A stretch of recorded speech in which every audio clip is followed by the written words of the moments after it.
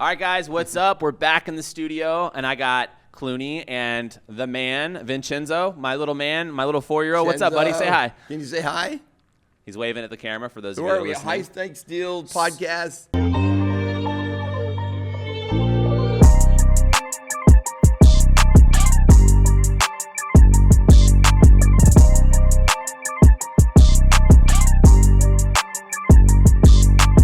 So we're back. I feel like we haven't shot in what, 4 weeks, something like that. Lots been going on. At least a few weeks. It's been a little bit of a whirlwind. Yeah. And we're in here tonight. It's a night session, and we're gonna have a little fun. So yeah. Vincenzo's gonna be on camera. Come over here, buddy. High Stakes Deal at night. Let's go. So Vincenzo, come on in here. Daddy Brandon has an announcement. Everybody. Well, so first he's of been all, busy. It's been very busy. We have our third kid who's now come, Morgan and I, my wife. So baby came a little early, by the way. And actually, I'm rocking the shirt here. Yeah, Let me let's see that shirt. Let's see here. Yeah. Gianna. Let's go. Gianna. Gianna 2024. Wow. Gianna 24. She is here. Yeah, pretty excited about that. Yeah. Buddy, give her a shout out, huh? Can you say hi, Chenzo? Hi. All right, buddy. And by the way, Chenzo's a really good big brother.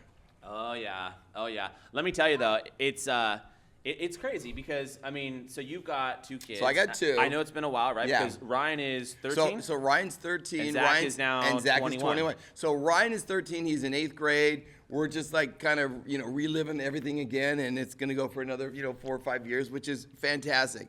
Zachary, the oldest, is 21, and he's over at UCI. Going to school. I love that, and man. Killing it. Yeah. You've done a good job, man. I mean, that's the whole thing. Like when you start having kids, it kind of starts happening. Next thing you know, like they're a baby one day, and then they're like this guy running around. You're going, okay, please, let me not like corrupt them too much. Yeah. Well, let me make sure they kind of somehow get on the right path. Yeah. When I was growing up, my mom was born in Italy. I'm half Italian, but we grew up on my mom's side with the Italian side, and there was just this energy with the family up in Echo Park. That's where my grandmother lived when they moved from New Jersey back to over to Los Angeles. And there was just something to be said for having a big family and everybody around you. It was always something was always happening. I think that's what it is for me too. It's like I feel like it's in the blood. Same thing. Like I'm working on my dual citizenship for Italy right now. And I've had to kind of go back and retrace, the family tree. Yeah. And I'm looking at some of these people, like my grandparents, my great-grandparents, and they all had like 12 kids. Yeah. Like one had 12 kids, the other one had like 9 kids, and I'm going, wow. I know. And of course, that was also, you're talking about late Pre-contraception. 1800s. Yeah, right. Yeah. Right. There wasn't probably a pill or even I don't know if there was condoms. I'm not sure, but but it was the thing. If you were, an Italian Catholic in the turn of the century, in the 1920s or whatever, you just had a lot of kids, right? A lot of kids. So it's funny, but I grew up with there's 4 siblings, three siblings but 4 of us, and I just always wanted a big family. For me, it's like it's funny, especially being in LA, right? Because people will be like, they'll see me out with Chenzo or something. I'm like, oh, that's cool. And I'll be like, oh, yeah, I have another one at home. And they're like, you have 2? And I'm like, well, technically I have a baby now. And they're like, 3? How do you live in LA where it's crowded and expensive and just all kinds of craziness going on? You got a cool little pad. Brandon lives up in West Hollywood. I won't give the address. Yeah. But he lives up in West Hollywood. 111 It's Elm a cool Street. little house. He's up on the hill. He's got a great view of the city. Yeah. Right off Sunset. You got a cool little bit. And you've got a backyard. Like literally. Yeah. LA, you get how many bedrooms? Postage stamp. So I was gonna say, so it's 2 bedrooms, but it has this cool little basement. And when we moved in, the basement was basically this thing you kind of walk down, and it was only like 5 feet tall. So you're kind of down there, and whoopee-doo, you could store some stuff or whatever. But being in the real estate and construction business, the first thing I said to Morgan, I'm like, I'm gonna make this real basement. And of course, she's going, oh God, what's this guy gonna do? So next thing you know, I got concrete trucks outside. I got guys with buckets digging out like they're going through a tunnel inside there. They're passing the buckets through the window. Literally, because it's a basement. I mean, it's a whole bucket job and all kinds of things. So I dropped the floor by like 3 feet. Yeah. So now you have like 8 or 9 feet. I did a whole concrete foundation. Ran all the concrete up there. Totally redesigned the thing, and actually had a whole bunch of like posts in there. Got rid of those. Like it was, it was actually a cool, fun little project, and now it's a nice space that we can use. And of course, we don't use it that much, but we have it, so it's nice. How long did it take to do that renovation? It probably took, I would say, about six weeks. How much did it cost? At the time, about maybe $15,000. And what did it add to the value of your home? Well, I mean, realistically, you're adding a third effective, room. Now it's this huge space that you can use as a gym or an entertainment space or whatever it is. I mean, if I had to guess, being a real estate guy, it might have added $150,000 to the value. That's a good, that's a good investment. 100%, right? Anytime you can get another room, something like that. Wow, it's like it's such a use of space. Well, but even that being said, so Morgan's like, oh, we're still busting, we're busting the seams right now, right? Because we just had the third kid, but like. Again, I guess it's different because I grew up with a big family, and I kind of grew up with like, okay, 3 boys share one room, and the girls over here, and everybody's crazy, and like this guy, and I don't know. For me, it's like I guess it goes back to what you said a minute ago. Like I like where we live. Yeah. And I know that if we move, it's going to be a lot more expensive. Yeah. And because right now we're putting so much of our money and resources back into our companies, back into our investments, I keep telling, my whole thing with Morgan is like, listen, let's give it some time. We don't have to move till we have to move. Like, it's not a necessity, the roof over our head, to get something bigger. The kids are small. They're small, exactly. Like, I'm sorry, Chenzo, you got to share some rooms, okay? Is that okay, buddy? But it's cool. Well, you better get a job, bro. Better find a way to start making some money. Your kids are all you did it right. Okay, buddy. Okay. You did it right too. You kind of spaced them out. They're all with relatively close to each other in age. And Chenzo, Chenzo's 4. We got a 2-year-old, and now we have the new one. So and boom, boom, boom. Can be a good big brother and take care of, and then Kiara. So that you did it right too. I mean, when we have family and we have holidays and stuff, yes, the kids come home and stuff, and Zach's 21 years old, so sometimes now we he's see him, chasing sometimes girls. we don't. Now he's out chasing girls. He doesn't want to hang out with Dad anymore. Well, Ryan will be there. Yeah. And when you have the kids close together, they'll all be there. So you'll have a fun-filled holiday season. And I think that's ultimately the plan. It's the holidays, it's the family vacations, it's that kind of stuff, right? Of course, there's a lot of BS in between. You got to get through like homework and school. Don't even get me started on schools, by the way. Him being 4, I mean, we'll literally go to the park sometimes, right? And this is so funny because this happened the other day. And like one of the other moms at the park will be just making small talk. Oh, okay, which one's your son? Okay, oh, he's 4. Okay, which preschool is he going to? And which elementary school is he going to go to? And where's he going to graduate at college? And is he already on all the lists? And I'm just like, lady, listen, I don't even know.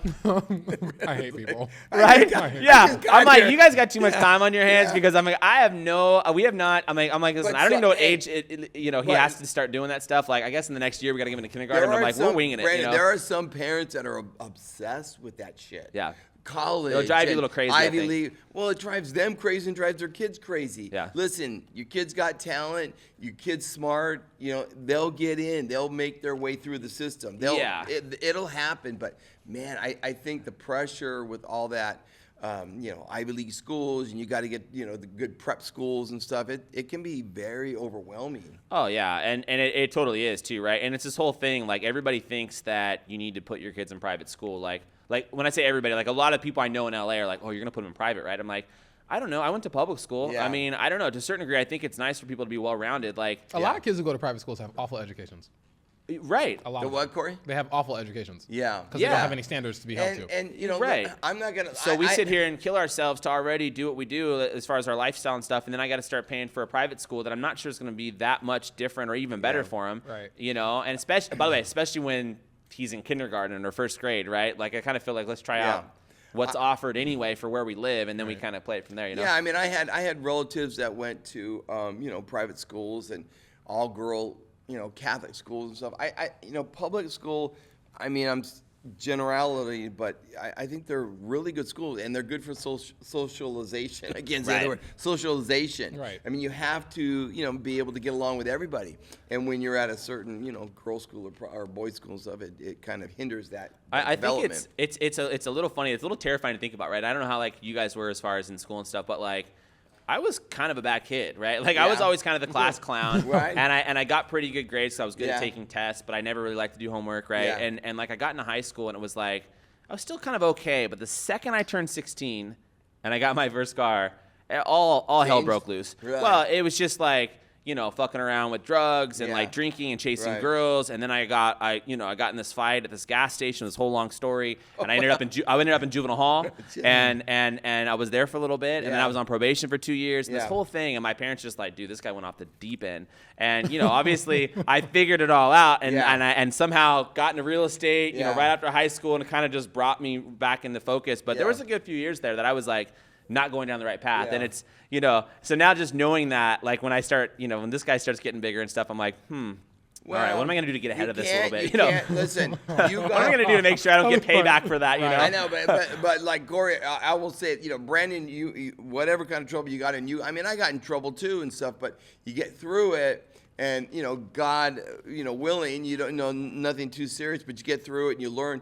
I don't know. Sometimes I feel like we overprotect our kids these days. So it's good to go through. No, but you're right. You don't. Brandon brings Chenzo to work. He goes to work to the office. He comes to, we have a real estate company, so some of our open cigars house, with us, watches R-rated movies. No. That's the way to do it. You have the knowledge stored, what can go wrong. Maybe you put some bumpers up once in a while and stuff, but they got to fall down. You got a 21-year-old in college, so I'm going to be calling you for some advice. You did something to get him there, Yeah. I was a kid. My father was a carpenter. Yeah. Okay. And so I was a kid on construction sites and at I work. love that. I was a kid at work. Like I was there. Yeah. Wow. Bringing shingles up the roof, Yeah. up Dude, the I ladder, love up that. the roof, and By the way, has that walls stuck with you? I mean, because, us being I'm construction pretty real handy. estate guy, I love that you actually, that was part of your story. Oh, yeah, I'm pretty Yeah. handy. I know a bit about real estate, for Okay. sure. Yeah. Or about the construction side Wow. specifically. That I know. That's cool, man. I can put No, down some tile. it's a good experience, Corey. Right. When you're there with your dad, or you kind of take it all in, and you get a little bit more well-rounded than the next guy. So getting yourself out there when you're a kid or whatever, I think is crucial. It is. And I think and life's short. It's like tonight. I was gonna just sneak out without him. He's sitting there by the door. He's like, "But Dad, you said I could start coming to the podcast once in a while." And I was like, "Well, maybe not tonight." But he's looking at me by the front door, and I'm like, "All right, dude. Life's short. I could get hit by something could happen tomorrow. Knock on wood." Right. But Right. and I'm like gonna feel really bad if that. I'm like, listen, life's short. Come on and hang out in the studio, right, buddy? Yeah, right. And how's it working out so far? How's it going, Chenzo? This is why you should be watching the video version of the show, because you get to see Chenzo's face and the outfits. Like, look at Brandon's dressed to the nines. He's quite the character, right, buddy? Real quick, say something. What do you want to say? Say hi to the audience. What do you have to say to him? Right here. Say my name. Tell me what your name is. Might be Listen, a Brandon, future that comedian, is I don't know. perfect. He's Yeah. already trolling us. He's gonna be. Yeah. He's All gonna right, be buddy. Okay. Future bak. Yeah. That's funny. But anyway, Yeah. listen, we're gonna move on to some real estate Yeah. stuff. But one last thing I wanted to say, because it's been a while since you had a kid, right? I mean, Yeah. And I even forgot, even being 2 years. But it's Yeah. like this whole thing where the closer it gets, all of a sudden you end up in this like time warp, because what happens is, like what happened with us recently with Gianna, she wasn't supposed to come till the end of the month, and then all of a sudden it was like The end of October. the end of October. Then Yeah. all of a sudden Morgan's like, I'm pretty sure this baby's coming. So we ended up at the hospital like 2 different, pretty much, buddy. That's pretty good. All right, 1 minute, buddy. All right, but 1 second. oh yeah. I knew I was gonna be paying. This is what Morgan said. She's like, if you bring this guy, yeah. He's the star, Brandon. Hey, Bello. All right. I appreciate you, man. But listen, just 1 second, okay?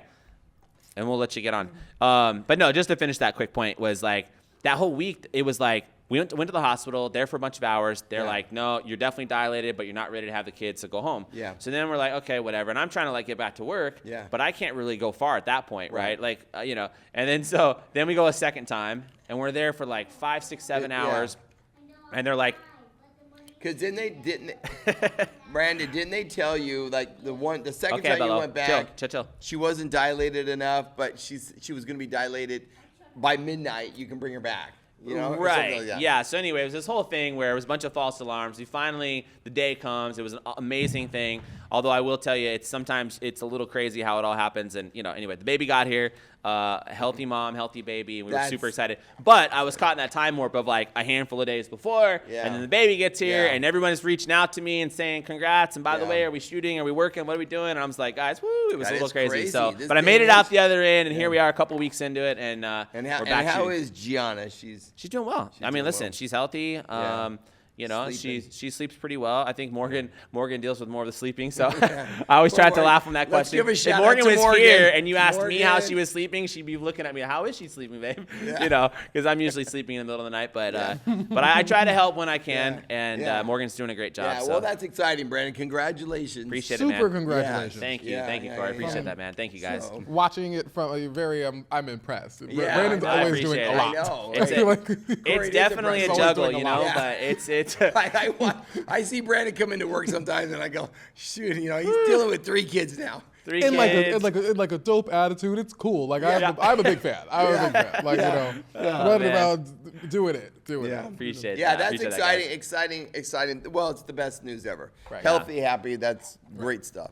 What else is going on, guys? There's been a lot going on. By the way, what is today? I have to look at Today November is 7th. Thursday, So the elephant in the room. So we did just have an election. Yeah. That was a little crazy. Yeah, that was crazy. Yes, it was. To say the least. Yeah. Yeah. I mean. Well, I will say I'm a little older than you guys. And, Oh, yeah. back, Here we go. Listen, This starts with Greg I'm with gonna his, pontificate imparting over- his wisdom onto No, us. but, Okay. but whether, back in the day, I remembered when, my guy or the other gal, whatever it was, got in or didn't get in. Yeah. I always said to myself, listen, whatever, I didn't win this time, but you know what? I'm probably going to find some good from this candidate also. Right. It's not doom and gloom, and I know it's changed. It's a different environment, and I'm The temperatures are high. I know the stakes are high for a lot of people, and I know that's been the concern. I from my standpoint, it's something similar. Like yeah, buddy. My whole thing is like, listen. I think everybody on both sides, as far as the voters mean well, everybody feels like they have some reason that either candidate's going to resonate with them. And by the way, there might have even been people voting for who's the other one, the Green Party, Jill Stein. Did anybody vote for the Green Party? Yeah. I don't know. I guess there is a third couple party. people did. Yeah, maybe That like one I 2 really people felt did. sad for. But I guess the bottom line, for me is like, look, it's over. Hopefully everybody can kind of just get back to normal life, normal business for a little bit. There's definitely going to be some bumps in the road either way, right? People didn't like that Biden got in. People didn't like that, Trump was in before that. Yeah. And something that people aren't happy now that Trump's in. People didn't like Bush or Obama. Like there's all, so we always got to kind of, I think, take the good of that, like you said. What we didn't have before, we didn't have the media 24/7 jamming us down their version of the way things are. Well, we didn't have CNN and MSN and Fox Fox. News, yeah. We didn't have before those. Right. Before. Corey, right. we got just the regular network news. Right. And Well, here's the thing, right? I really believe you could take a total independent person or someone that doesn't know anything about U.S. politics. You could literally sit them in a room and you can make them watch hours of Fox News or hours of CNN, and it will change. I mean, because they are so. Yes. I mean, that's the totally opposite sides of what's going right. And if you can see it from that perspective, I think it'll get clear that there's good and bad in both candidates. Yeah, and I think listen. At the end of the day, I'm not super political. I know, again, like I said, the temperature was definitely running high. My only hope is that we can just have a happy, safe, and maybe good economy. Happy, safe country, good economy, and that everybody 100%. feels a happy some way with however they're living or whatever. Like, let's just 100%. get past this crazy election and hopefully things die down. I think we are. I think we'll get past it and everybody get back to work and stuff. And I think that's the good part is things now will start settling down and we can get back to work and go from there. Yeah. What is Genzel's? He's trying to tie shoes and all kinds of stuff. Hey, Bello, just do me a favor, okay? Hold on. We'll get that tied in a little bit. So, but what else, man? Okay, so election. Yeah. I told myself when the last time Donald Trump was president that I was going to get money, and I didn't. I squandered it. But you know what?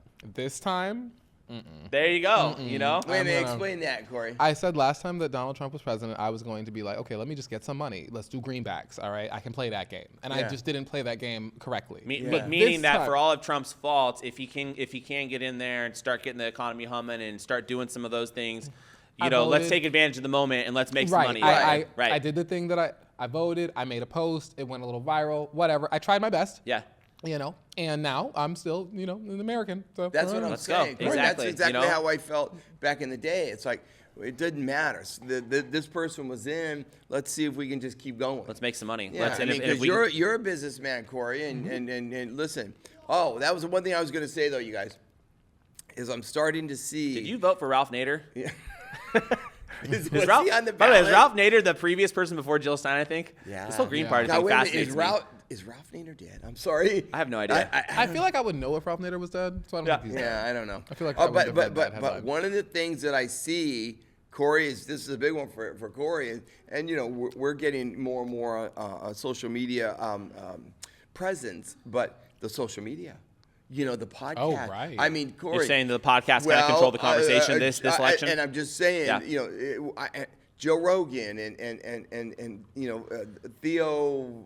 Well, and if you look at both of them, right? I mean, obviously Trump went on a shitload of podcasts. I mean, but so did Harris, right? She was on, what was it, Shay Shay's podcast or something? I think Call was Her Daddy. No, was it the Call Her Daddy? Call And Her she was Daddy. also on Shannon With Sharp, Shay Shay, Charlamagne, and Charlamagne, yeah. yeah. But you're right. They both of them kind of almost, I don't want to say ditched the legacy media interviews as That's much, but right. they leaned really hard in the podcast. That definitely Yeah. tells you the time. You know the why sign I of like the times. that? Yeah. You know why I like that? You just get you get right to the facts. Someone told me that the Trump campaign did well because they focused on a lot of traditional mailers. Really? Which Really? was skipped over. So like, older people vote more. Ah. So like, I didn't know anybody still sent out mailers like that way, because right? I didn't get any. Yeah, I didn't either. They I were- didn't see any mailers from Yeah, anybody. no, yeah. I didn't, but they Corey. were doing like traditional But- mailers, and Yeah. that made a big Well, difference. that's interesting. I didn't hear Right. that, Corey. That is Right. interesting. But I think we can all attest to the fact that the shift is starting, that the social media has a more presence. Oh, for sure. I mean, Corey, it really does, and it's breaking it down right to the foundation of a conversation. Yeah, and I know, think it goes it- back to, right, I think it's kind of nice for people to hear what feels like an authentic conversation Right. versus sometimes it's Right. a 10-minute sound clip and it's like, Yeah. okay, Nothing's filtered. Oh, I mean, you don't think nothing's filtered, but not in nothing's this fil- episode. We got Chinzo's head Yeah. walking around, whatever, right, buddy? Yeah. But Anyways, but yeah, I see that to be a bigger and bigger presence occurring in in the our future country. of politics. Right? Yeah, Yeah. like Fox and MSN and CNN. They're still relevant, but I see a little bit more of a shift to the social media stuff. well, it's which almost is- like, not to go down the tangent, but like look at cable. 10 years ago, everybody was watching cable and stuff. Now it's like, I don't know about you guys. Do you but have so first of cable? all, I don't have cable. I get home, and if I do have time to watch Yeah. anything, it's like Netflix, Amazon, or Hulu or one of those apps, but or it's YouTube. Like I'll just throw something on YouTube, whatever. I'll throw the Amazon, I'll throw Prime on or whatever. But like I don't even have cable. Well, so but maybe I don't if have you- cable either. You don't have cable either? I've Yeah. never had cable. Right. So but that used to be a thing. You always got cable, Well, right? listen, guys, maybe I'm being a little Greg- bit Greg naive. still watches I've been cable paying- every day. What do you I've been- consider cable? I've been paying rent since Like channel 2, 3, 4, 5, like Yeah, normal like cable, traditional cable. normal TV. like the guide. We just pay for internet and go on the apps, like at the office what we and stuff. do. Like we don't. and pay for the apps. We also pay for the apps. Right. Yeah. Right. So you're saying like Netflix, Hulu, HBO, Amazon, right. Prime. But like normal yeah, going to yeah. like channel 11 Disney and Plus. watching commercials. Like I So like you consider those apps though, Netflix and Disney Those are apps. apps? Okay. Yeah. Yeah. That has become dominant. I think. 100%. Do you have cable? Yeah, I have cable, but I have Greg's I have a, all How much the does apps. Greg's a cable cost? cable watcher. How much does it cost? 100 I don't know. $100 a Let's month. call my wife. She Yeah. pays all the bills. Yeah, But, $100 a month, I bet. But no, yeah, it's not that much. Yeah, I mean, $69 a month. It's yeah, something. I mean, well, cable I consider like we have Frontier. Frontier is our cable, and it has we have all the Frontier. yeah, I've never even it's heard like of it's that. like it was Spectrum. It used to be Spectrum. Oh, okay. Yeah. Okay. And we have all the movies streaming, but of course we have Amazon and Netflix and Disney and, Right. and stuff. Yeah. So yeah, you're right. You watch a lot of Disney? A lot of Disney movies? No. That's Beauty and the Beast and what are Beauty those? and the Beast. That's So Pinocchio. Raven. Yeah. Yeah. Aladdin. Right. Aladdin, yeah, exactly. Those are all classics, I'll tell Yeah, you they that. are. So you all we're working on a new building. Yeah, I was Yeah, going to yeah. say, Okay, let's okay, jump so right in. So Do you, let's talk about it. any Wait. other current events that we No, need to talk listen. about? The current event is we just spent 4 days up in Sacramento, and whew, Okay. what a cyclone that was in a good way. But Well, let's break it down. What do we do? Well, I was going to ask you. So, Brandon, why did we spend 4 days in Sacramento? Well, number one, Sacramento has become very important to our business, BCGK, Yep. our apartment business, and we learned a lesson. We were in Houston a few weeks before. I think we mentioned this before with Robert Martinez. Robert Martinez is Rockstar Capital. Yep. And his team, and they were very gracious and a lot of information over there. But no, they taught us. They gave us a little tidbit of information, and you should focus your efforts if you're going to start building investments of real estate apartment buildings in a certain area, in a geographical area. So we had a couple of buildings in Bakersfield. We've got those on the market. We're selling those, and we've got 2 buildings in outside of Sacramento, Auburn, And we're leaning hard into Sacktown. Yep. So we were actually up there doing For- inspections for a brand new building we're buying. Well, we're in Escrow on a 50-unit building 50 in unit. Orangeville. Yep. Right outside of Sacramento. Yeah. And You know, it's the whole process, right, of buying these larger buildings. I mean, we've kind of gotten used to it because it's like our world, right? But it is a little crazy, right? It is. It's not. Yeah, it's crazy and it's not easy. But you know, we have a team, and I think the team helps. If you were an individual, I don't know. It seems a little harder, but we have a team. Well, and I think it starts with, you know, first of all, when you start going into the investment side of things, you want to buy these larger buildings, right? Yeah. You might think, right, like the more expensive something is, the easier it is to buy because there's not as many buyers for that price point or something, right? Like in other words, like you kind of expect multiple bids or something if you're buying a deal around town for $600,000, but you start going up to an $8 million deal or something, you're like, oh, this should be easy. I could probably negotiate a lot with the seller, and he probably doesn't have a lot of, you know, buyers. Yeah. But like this particular deal, I mean, it took us like maybe almost 3 months, maybe 2.5 months. Yeah. Of chasing this guy, right? But you got to like when you start getting to that level of these types of deals, like this is a guy who bought this thing 10 years ago, paid a couple million for it, basically owns it free and clear. He's going to make $8 million when we buy it from him. Like he's not motivated to sell it. It wasn't on the market. So we spent all this time chasing him just to get on the market. Wasn't on the market. No, by the way, and so that's a tip. We had some local brokers that told us about it. So here's a tip if somebody, you know, is thinking like, how do I find some of the good deals? Well, befriend the brokers, right? So we bought a deal about 1.5 years ago from this broker team up there. A guy named Spencer Moyer and his team. Shout out to Spencer. These guys are good dudes. We're gonna get him on the podcast actually. But these guys crush it, by the way. What was his Elliot? What was his associate? Ty Donohue. Ty. Yep, and then Isaac. Oh, as well. Isaac. Yeah, Isaac. both of them. Yeah. So, but these guys crushed it up there. These guys are solid brokers. They just only specialize in large multifamily assets, and they do a great job, right? And so we bought one deal from them in the past, and we've gotten to know them. So I think by them seeing the proof of concept that we bought something from them, and we were like men of our word, we closed the deal, like we didn't mess around, and we just kept staying in touch. So when this deal came up, this opportunity, they called us, right? They called us before they called anybody else.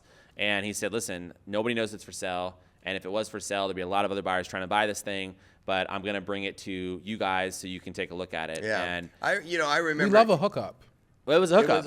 It was a total hookup. Yeah, you know, and Corey's, and that goes to the whole thing. What Robert Martinez was trying to tell us was you build a network around a certain geographical location, and it's just economies of scale. Right. You know, you get to know these brokers, and they get to know you, and boom, before you know it, they're calling you before a deal gets on the market. Yeah, I mean, it's funny though, because I remember listening to you talking, going back and forth some of the conversations with the owner. I think his name is Bill. Yep. But it's funny because it was hardcore, and we get up there, and we meet Bill. And he's the nicest guy. He's the nicest guy in the world. Well, and it's it's what it is, right? Like, so when you're trying to buy the asset from him, he's like, yeah, I'd consider an offer, but only if you give me my price. I'm not that motivated. I'm flying to Europe for a couple weeks, so send me an offer. I'll look at it. Maybe I'll get back to you. And of course, we're getting excited about this deal, right? And so we're trying to pin him down because we also know how this stuff works, where if we do get him kind of excited about selling, and then another Brandon and Greg call him, maybe we're gonna get blown out of the water, right? So we're trying to pin him down, but he's just totally was like playing the game of like, give me my price or I'm not gonna move. And of course, us as being good business people, we're like, okay, we don't really mind his price necessarily, but we want to get something off, right? So we tried to get $500,000 off, and he was like, no, I'm not having it. We tried to get like $300,000 off. So at the end of the day, we got $150,000 off, right? He wanted $8 million. We're buying it for $7.85 million. So listen, I mean, look, we held out. We got $150,000. But you're right. It was very tough to get him to even go into the escrow. And then once we ended up meeting him, he was a cool guy, and he is a cool guy. And I think it helped tremendously, and I think it'll help in the way things go. I mean, I think, but I could be wrong. But it just helps meeting somebody in person. Now, he didn't have to be there when we went up there. You know, I bet you 9 out of 10 times. Well, I mean, you maybe, but he didn't have to be there. The brokers. No, I think he wanted to. Yeah. I think he wanted to size us up. I think he wanted to like meet us after that big chase to getting an escrow. I think he wanted to make sure that we were real guys and that we weren't messing around. And I think that's what he found out. You know, like I think it helped us tremendously, and I think it'll help us through the transaction. But let me ask you this, Brandon: why is Cambridge Estates? That's the 50-unit name. Yeah. Why is it a good deal, Brandon? Well, I mean, listen, there's a lot of reasons why it's a good deal, and this also goes back to what I was just talking about a minute ago, right? Like we could have held out and said if we don't get $500,000 off, we're not going to buy the deal. Yeah, Chinzo. He's It's over here. an Chinzo's over here rocking his They made out chair. of our studio. By the way, I love that Chinzo is like really trying to sharpen us right now. Like he is really testing us. He's like, if we can do a podcast with Chinzo in the There's no room, way, Brad. then we're totally cool. You know, Listen, like we I can don't know block about everything Clark, off. but we're true and tested. No, you know what I of mean? course, Like, of that's course, not gonna bother of course. us. No, totally. Yeah. But you know, my point is like we could have held firm at trying like be very rigid with what with what we were doing, right? But Yeah. I kept saying to the team, and my responsibility for the company is acquisitions, right? We have, Greg does more operations, and he's part of this care team where his job is to like work on saving people that might want to renew or not renew, or people that are potentially leasing. And We have a helpline, a hotline. Yeah, exactly. And we have two other partners that do investor relations and operations, and we, a bunch of stuff that happens at the company, obviously. But the point is, my primary role is acquisitions. So, my whole thing was I kept telling the team, I'm like, guys, I know this is a home run deal. Yeah. I know there's $5, $6, $7 million on this thing. Like, I know if we buy this deal and we remodel it and we're patient. And I believe that, the old, if you build it, they will come kind of thing. Like, I know that if we fix this asset up, it's in such a cool area that we will get our numbers on the rents. And we will, and when we're ready to sell this thing, it'll be a $5 million plus deal. And I kept telling myself, okay, Brandon, because it does become a little bit of a battle sometimes when you're trying to get a deal under escrow. And I kept, the ego, I don't want to say ego, but a little bit of the negotiating bravado of me wanted to tell this guy, screw off, But then the other part of me was like, Brandon, we need over a few $100,000. Don't lose an opportunity for you and your team to make $5 or $6 million, because that's really what it came down to. And I was just like, I had to keep reminding myself of that, like, and listen, it's not like it's a free $5 or $6 million. We need to go do the work, right? And we're gonna probably end up owning this asset for 5, 6, 7 years. So it's not like an instant like. But I know that if we do the right things when we are ready to sell it, it will be. Hey, Chinzo, come on. It will be. Brandon, why don't you break that down for a second? Back up for a second. Yeah. $5-6 million in value. Yeah. You're saying how does it happen? Right. And we've talked about this before, but remember, multifamily properties are like a business. Are valued at like what the income they spin off. Yeah. So when you buy a house is valued at what the other neighbors are selling theirs for. Yeah. The neighbor sold for $300,000, and this guy wants $310,000. Maybe you're going to negotiate with them a little bit because hey, this one just sold for $300,000. It's completely different. It's just mathematics. It's just right. It's all. How does that occur? When you buy these properties, you're buying a business. You're buying a revenue stream, and so the whole thing is that. So what the averages are, what we're seeing over at Orangeville right now, on existing. So right now, for example, the tenants on average pay about $1,300 a month. So you have 50 for tenants. one bedrooms. They're two bedrooms. 2 bedrooms, 1 bath. Yeah. 2 bed, 1 bath. around 1,300. Yeah, by the way, that's great, right? Try finding that in LA. Right. But Corey, Brent, Nowhere. what is the market? What does the market say? Well, so here's the thing, right? So the current owner has taken a sort of different approach, right? His philosophy has been like, hey, I've owned it forever. I'm not going to put a bunch of money into it. I'm cool keeping the rents kind of low, but the trade-off is it's a little dumpy. Yeah. That's just the fact. Yeah. Great bones, great location, but it's a little dumpy. He just hasn't put a bunch of money into it. So, that's the trade-off for having the low rents, whatever. But we're looking at it from a standpoint of we can come in, spend some money on the interiors, for example, give them new, the faux hardwood, the LVP flooring, do the stainless steel appliances, a new leasing office, do the granite or the quartz, do some new windows, upgrade the HVAC system so they have nice heating and cooling, right? So exactly the outside, do some amenities, do a little dog run, upgrade the pool area. So all these things, right? Yeah. And we're going, okay, if we can do these things and do them right and be patient, we believe based on the comparable rentals in the area that we can get $1,900, $2,000, maybe $2,100, $2,200 even, but we can get around $2,000 a month. That's going to be more toward the appropriate. That is market for it. Right. So Corey, 100%, and I'm and talking that's where to it should Corey. be, right? So Corey, so if they're paying $1,300 a month right now, Right. And we're going to fix it up, but we're not putting lipstick on a pig, for lack of a better term. Yeah. We're actually doing a good value renovation on this whole property to make it really shine. But when you do that and then you start leasing them up again, then you can ask for $1,800, $1,900. $2,000, right, exactly. So now you're looking at $600 difference on Per those door. rents. So 600 times 50 is blah, blah, blah. But my point is then you take that. $30,000. Yeah. Right, exactly. And then times 12, right? So now you start looking at how much income did this thing make before. You just divide it by the cap now, rate, and there you go. Yeah, exactly. From a high level, a new investor, let's say, would potentially come in and say, hey, this property now is making this instead of what it was before. Yeah. I'm willing to pay $14 million for it, or $15 million for it, or $16 million for it. Yeah. It will be those numbers, right? And it may not be the year after we buy it. Right. But again, with this type of real estate, you can be patient. That's the thing that's nice, right? So Well, you look at he bought it for $2 million, and he's selling it for 7.8, and he's owned it for 10 years, but he's years. making a lot of money on his money, right? And by the way, the whole time he's owned it, even with the low rents, right? He's making money every month. Yeah. Right. So for example, just to give the viewers some context, right? So like when we buy this, once we get it stabilized and everything, our mortgage payment on it might be $30,000 a month. What's something the like that? What would but be the NOI? but to put it in perspective, once we get the GM. rents up at $2,000 a piece, Right. it's going to be bringing in about $110,000 a month. A month. So you're talking about bringing in, let's say, $100,000 a month in rents. You got to pay $30,000 for your mortgage, and then you have other expenses, your property manager, repairs, But it's going to be clearing 40 or 50 grand a month. A month. Yeah. And so that money is what then we do as a company. We take that money and we distribute to our investors, right? So if we basically partner with, let's say, a dozen people on the deal, right? Let's say that some of our friends and family and some of the people that know us, they come into the deal and we go, okay, here's the money we need for the down payment. Here's the money we need for the renovations. So then you say you're a potential investor, you say, hey, I'll put 200 grand in, and someone else puts 100 grand in, someone else puts 50 and whatever. Take a dozen people, dozen and a half. Then what we do is every month when we collect those rents, we tally it up, all the excess over a quarter, and every 90 days we give a distribution.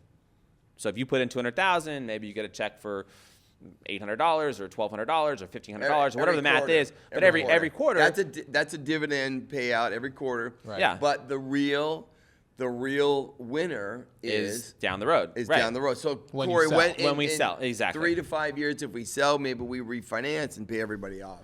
Right. But by God, you will have those options when you get there. Well, and I think that's the thing, right? If you really look at it from a high level, the fact that we can buy this property, get the rents to such a high number, everybody will be happy because every 3 months they're getting a nice check, right? Of course, they hope we sell it in 1 year and make a huge profit. But if it takes 3, 4, 5, 6 years, most of our investors that we work with, they're more, I don't want to say long-term thinkers, but it's not like they have to get something back in 3 months, right? Or otherwise they'd be looking at a different investment. With this, they're looking at a safe place to park some money. It's secured. Some tax benefits you get from real estate. And they're looking at, hey, if I get a check every 90 days and I'm in the black, I'm making money along the way and I can be patient. Yeah, if they send me my big profit check at year 3, 4, 5, 6, whatever, as long as it comes, I'm happy with it. And that gives us, staying power. And because what happens in real estate, the biggest way that people get in trouble is when they don't have staying power. So a lot of people, for example, real estate investors will go out and do these speculative deals where whether they're flipping a deal or building a house, they'll go get in on something that, for example, is a vacant property that they're fixing up, and they could have some $10,000, $20,000, $30,000 a month mortgage or whatever the number is, and they think they're going to sell it in 2 months, and it doesn't sell. They're burning money. There's no rents coming in. It's a totally different animal, right? Yeah. But with multifamily, we're getting paid every month we own it. Yeah. So we can be very patient. And when the market, like we were talking about a minute ago, if the market does take off and opportunistically everything's hot again in the real estate market and rates come down, and someone 3 years from now is like, hey, I'll give you $15 million, just walk away, then we're going to say, cool. If the market is crappy for a couple of years, we're just going to collect our rents and make our money that way until it's the right time to sell. So basically we can sell on our own terms because we have that cash flow. And you can survive. Yeah. 785 for the deal. What is the reno? What is that? So we'll probably spend good somewhere question, between Corey. $1 million and $1.5 million. Yeah. Right. And it's a little bit of a range, but right now we're basically getting all our bids, all our quotes, everything. Right. But more than likely, probably about 1.2, 1.3, 1.4, something like that. So that's like, okay, So let me see. we'll be into the deal for 1.4 divided by 50 units, 55 units. Yeah, So 50 units. like- So you figure we'll That's spend like, what, 40,000 a door? Yeah, 50,000 roughly a speaking, door? because we'll spend 15, 20 grand on each interior because they're large units. Right. And then we'll spend that excess on effectively all the amenities, the exterior stuff. Right. And then you look at it and you go, okay, so New pool's not cheap. a pool's not cheap, right? And they have a pool now, but it's this like old 1960s, just little, kidney bean shaped, like here's the pool, no jacuzzi, no decking, no nothing. So that's where we want to come in and modernize all that stuff. I mean, it seems like a simple concept, but it's tough sometimes. You've got to spend the money. It doesn't sound simple at all, actually. Oh, it sounds like quite a bit of Okay. No, it doesn't sound simple. Yeah, I mean, simple in a way that you come in, you do improvements, and then you lease it up at a higher rent. Okay, that's fine. But yeah, you've got to put a lot of money in. You got to put a little time, and you got to do the renovations correctly. Well, and I think there's we know there's a big demand for investors that want to join these types of deals, right? Because a lot of people that do like real estate and already even own some rental properties or flip some homes or whatever, a lot of those people, like, they have other jobs, right? Like, some people like us are like, quote unquote, like semi-full-time, like real estate investors, right? But a lot of people, like, they could be a doctor, a dentist, or a teacher, or whatever. We have investors, like, all different types of people, right? And they make really good money, and a lot of them actually have a rental property or two, but they want to get into the bigger deals because they understand that the bigger deals, you can get these huge, because of the economies of scale, you can get these huge, swaths of profit if you do the right things. But it's very hard for someone to do that on a part-time basis. It's very hard for someone to do that by themselves, right? Right. And so that's our whole thing is, they call it syndication, but the whole thing is we're sort of driving the ship, but we're doing it with the help of all of our partners. And so everybody kind of pools some money together. We kind of guide everything and create the structure, and we say, hey guys, we're going to buy this for 7.8, and when we can get 15 out of it, we're out, and here's our business plan, and everybody gets behind it. And it does serve a cool need. We have a lot of people that have thanked us, like, hey, we appreciate being in your program. It's really cool. We can invest with you. So it is. It's a cool business, and I think people start trusting you. When the word of mouth gets out there, and our first initial handful of investors on our first 2 properties, they see we can execute. Well, yeah, and I think that builds the trust and it builds the network of people that want to keep investing with us. I told you I was out with one of my friends, one of my clients, and one of your investors was there, and it's so interesting hearing about it from like the other side, right? Because I know you two from the podcast side. That's so funny. Small world. You're literally out looking at new homes. Yeah. And somebody that's an investor partner with us is like there. You run into him. Run into him. Yeah. Right. It's friends with my person. Right. That's so funny. It is a small world. Very small world. Yeah. Yeah, it's funny. Yeah. Well, and so, going back to the deal, like, we were up there doing all our inspections basically, because when you buy, a 50-unit apartment complex that's on 3 acres, right? There's a lot going on. Yeah. There's 15, by the way, this property has 15 different structures, so 15 different roofs, 15 different plumbing systems, electrical systems, 12 carports. There's just a lot happening, right? And so if we're going to invite investors into this deal, right, we have a fiduciary to really, which we would turn it upside down anyway, but especially when you invite people into a deal with you, right, you got to really make sure you're protecting their capital. Yeah. We're protecting our capital. We really have to make sure. And what I mean by that is, like, we have to take the inspection process very seriously, because we can get really excited about buying a property, but if we don't check that thing out, like in real estate, like there's no like buyback or lemon law or what. Like once you close on a deal, it's kind of like, unless the seller lied to you about something, if you just didn't check it out yourself, like that's it. And on a big property like that, you could close on a deal, and if you miss something, it could be a $300,000 mistake, could be $1 million mistake, right? That would be bad. So what we did was we went up there and we spent like 3 days, 72 hours just at the property, right? And these are long days. I mean, we were like starting at 8 a.m. and, going to like almost 8 p.m. But you're out in the sun running around. But we had roofers there. We had HVAC guys there. We had foundation guys there. I mean, these are all licensed specialists, subcontractors that do these different types of things, right? We had a plumbing company there that literally had to run a camera through the plumbing system for each of the 15 buildings. He actually gave us the video to see, okay, you got a couple cracked pipes here, but these ones are all good. Yeah. We had our general contractor there. Yeah. He's going to be running, heading up all of our renovations. Yeah. And so he spent 2 days there taking measurements on everything, looking at pretty much putting together this huge construction budget. Yeah. We had 2 architects there, a landscape architect for all the outside stuff, and a general architect for redesigning the amenities, the fitness center, the leasing office, and some of the interior stuff. And so it was this big production, right? That's crazy. Yeah. Huge production, exactly. And for us just to go up there and do those inspections, I mean, we spend 10, 15 grand for a couple of days. And we end up spending more because travel and all these things. And so, but we do it because we have to do it. Yeah. And we always look at these deals where it's like, hey, we get excited, we put it in escrow, but we have to spend that, they call it the sunk cost, right? Yeah. That's the money we spend that if we do have to pull out, we won't get it back, and that's fine. We'll write it off. But the point is, you got to spend that money because I'd rather lose 15 grand and go, okay, whatever. We did our inspections. We found a bunch of shit that's wrong with this thing. Yeah. We can't buy it now, or the seller's not going to work with us. We're out, and we save everybody the millions of dollars we're getting ready to spend to buy it. Yeah. Versus you buy something because you didn't want to take the time or spend the money, right? And so the inspection process is hugely important. I mean, even if something comes up, it doesn't mean it's the end of the world. Right. But you know about it. Yeah, like in this You know case, about in this case, there were, of the 15 roofs, there were only 2 roofs that needed some work, which Right. was actually great news. We thought more of them needed to be replaced or something. Shinzo's doing his drive-by, but the thing is like but we found out, and that's the whole point. So now, we got to spend a few $1,000s on each of these 2 roofs. Great, but now we know, right? Same thing with the plumbing system. There was a couple of things, but it wasn't too bad. Yeah, you're looking for when you're you're making looking your for the decision, real right. material defect, and if it doesn't occur, a lot of this little stuff you can get through, and it's just part of the budget. Yeah. But you know about it. You did your due diligence, and that's really important, I think. That's the big thing. Yeah. We're looking for the big, right? I mean, we're looking for the big everybody does surprises. that when they buy a house. You get a home inspection when you do a house, so you know what's going on with the house. Right. It's a little bit more intensified when you buy a building. But We had a whole, it's like an HGTV show out there. We had But a it's whole the same crew out there. Yeah, it's the same concept. Is the plan to so what happens for the people who are there now? Do we? Yeah. Is the plan like as their leases expire, we'll gut each unit, or just So what's the plan? usually, like typically in the past, what we've done is we'll wait for leases to expire, and then we'll give notices, and we'll do kind of a couple remodels here, a couple remodels there. Now with this property, it's a little bit different. Most of the tenants are already on month-to-month leases, and because they're so low in what they're paying, and because we kind of frankly need to expedite this huge renovation, right, to get it going. And because of like everything we want to do, it would be kind of difficult to just do 2 here and 2 there.